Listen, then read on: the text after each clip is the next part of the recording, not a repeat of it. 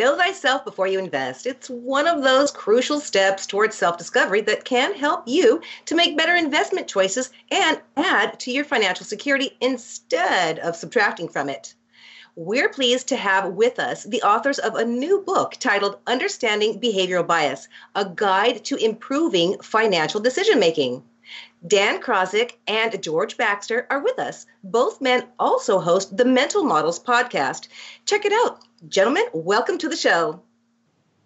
Thank you. Appreciate the opportunity to be here.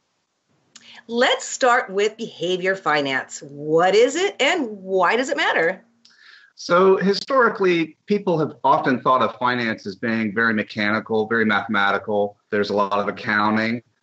There's a fair amount of understanding the laws of supply and demand.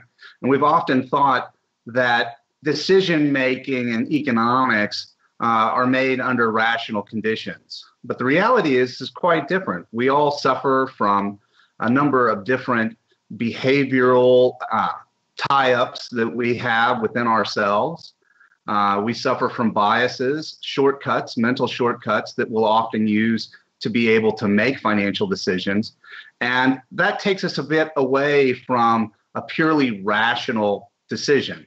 We get tied up based off of heuristics that we use when we try to make shortcuts when making our decisions. Okay, so although the brain is an amazing piece of machinery, it's also got plenty of problems. In your book, you say our brains have mental blind spots.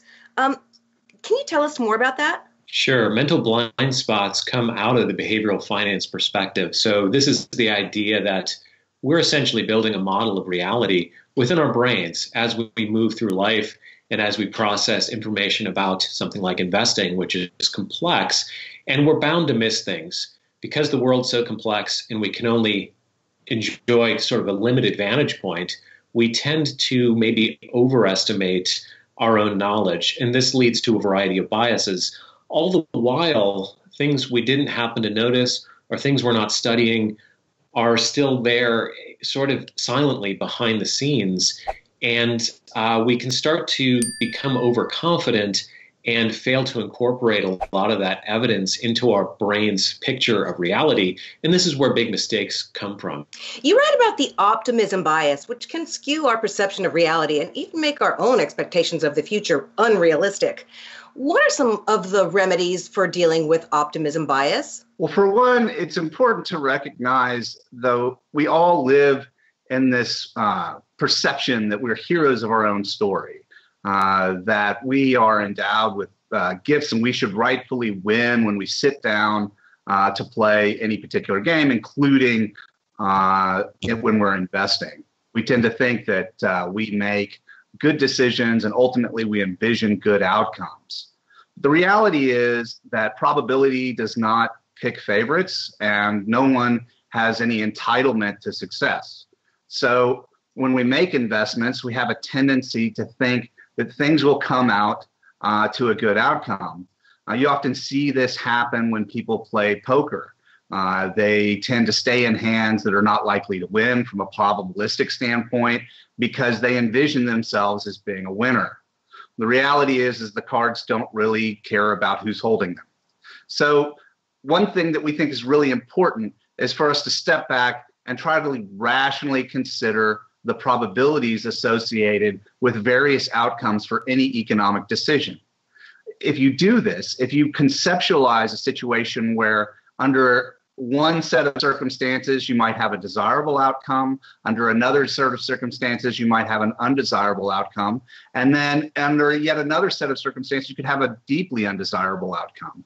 And so if you think about those various outcomes, those various worlds that could occur, and you assign a probability based off of what you can derive factually, then you can step away with less of a sense that you're definitely going to have a desirable outcome. Now, tell us about the curse of knowledge. At first sight, it sounds weird because knowledge isn't supposed to be a curse. Under what circumstances might knowledge be an obstacle to satisfactory investment results? This is a really interesting case. So the curse of knowledge derives from the fact that there's always a gap between one's own understanding and what other participants in the market understand to be the case. And so what we do as individuals is we end up assuming that other people share the same information we do and are going to act accordingly. So when you make forecasts about the future, it's often helpful to try to get more information about what others are thinking so you don't make that error, so you don't assume they understand what you're talking about. I run into this all the time when teaching students at a university. You really run the risk that they're understanding you a lot more closely than they really are. And of course, a good remedy here is to just elicit questions from others or talk to maybe a devil's advocate who doesn't share your viewpoint. And then you can start to close that gap and realize that some of the things you've studied, especially when you've done a lot of work on a particular company, you may be overinformed relative to other people, and therefore you make errors as to what others are seeing, thinking that they're seeing what you see. All right, towards the end of your book, you give some great advice. You recommend to the reader that we make a playbook to constantly improve our investment process. What is a playbook and what are the benefits?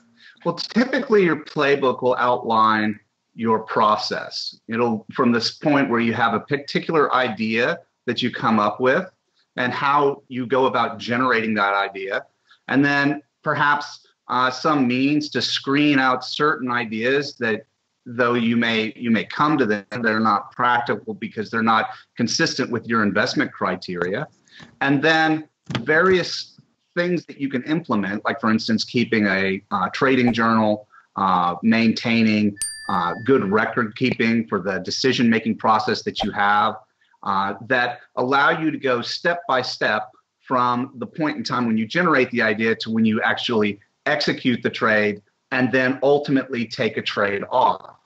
And by doing this and having a record of the decision-making that you make along the way, you can be a little bit less you can be more dispassionate in terms of your evaluation of the decision-making that you're making. And you can improve the next decision that you make. We recommend that when people make an investment decision initially, they go and they create what we call a pre-mortem.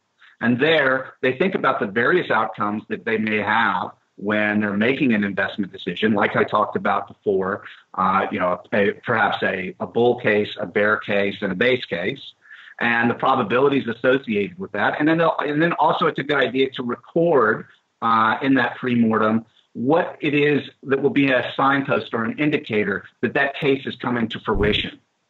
And then once you have taken the trade off, whether it be successful or unsuccessful, it's good to do a post-mortem where you reevaluate the initial pre-mortem that you've done and think about how close you were in your evaluation.